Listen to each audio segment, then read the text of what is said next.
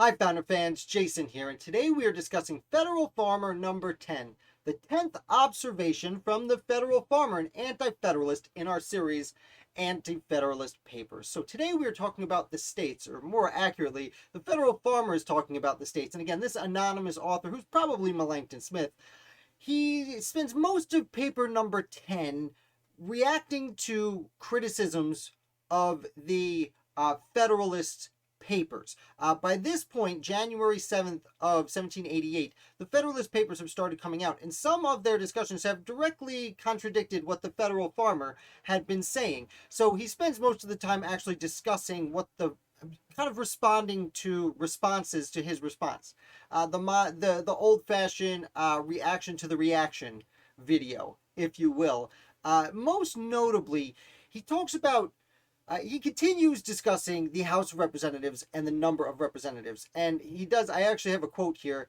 He does say it is a topic on which he has, quote, dwelt much longer than expected.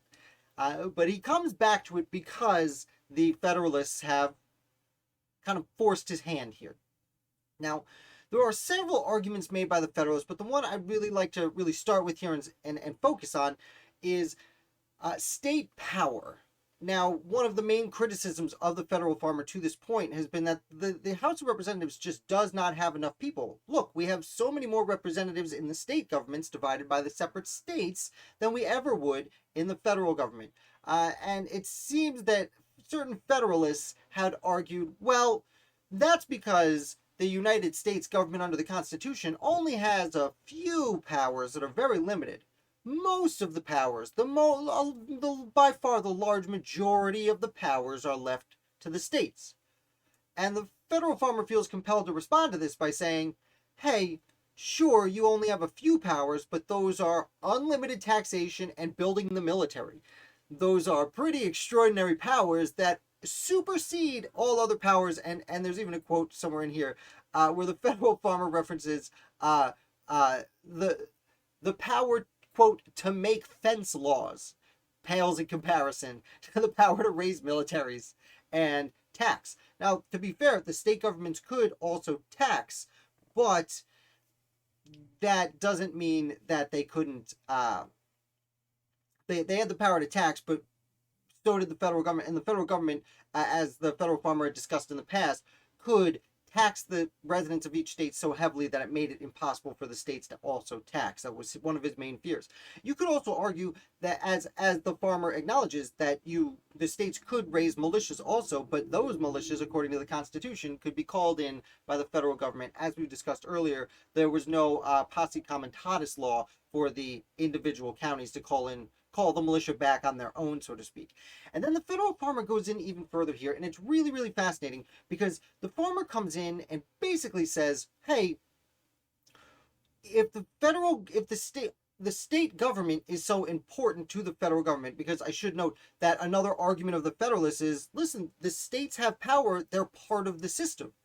And the Federal Farmer pretty explicitly says, if they're part of the system, then why can they not why is that not written in the Constitution? Where in the Constitution? Show me in the Constitution where it says the states have a check on the federal government.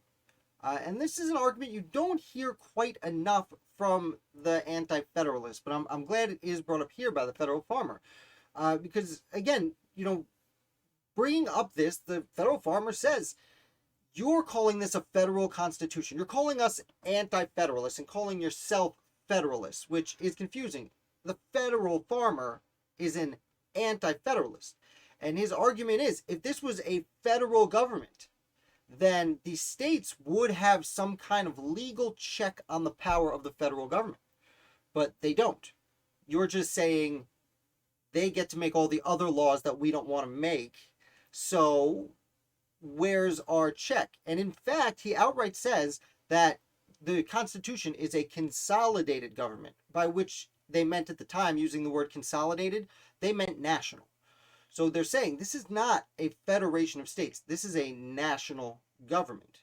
Why are you trying to call me an anti-federalist when I'm the one who wants a federation that gives the states federal power? And when I say me, I don't mean me, Jay Mandrish. I mean me the Anti-Federalists at large, and specifically here, the federal farmer. Now, he goes into a whole slew of other kind of responses to things like this.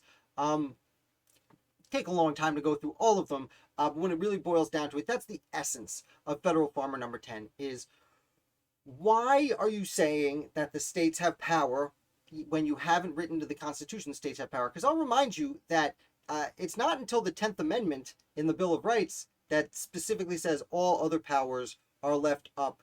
I'm paraphrasing. I don't have all the Bills of Rights memorized, but something along the lines of all powers not herein granted to the federal government are given to the states. So at this point, when the federal farmer is making this argument, it doesn't even say that in the Constitution. It doesn't even say the states have the powers not specifically granted to the federal government. Of course, like most people, the federal farmer kind of assumes this is the position, but still thinks it's not enough. So that is a brief overview of Federal Farmer number 10, a kind of complicated document to have gotten through. I admit that's why you've seen me stumble over my words a little bit more in this video than you usually would, but that in essence is the heart and soul of it, is why are you saying the states have a part of this system when they most clearly don't, and they will eventually be consolidated and essentially valueless. Again, his words, not mine. Thank you for watching. If you're interested in watching more videos like this, check out my channel. I have a whole ton of stuff because I put out a different founder every day of the week, including tomorrow. So I will be back to you then with another American founder.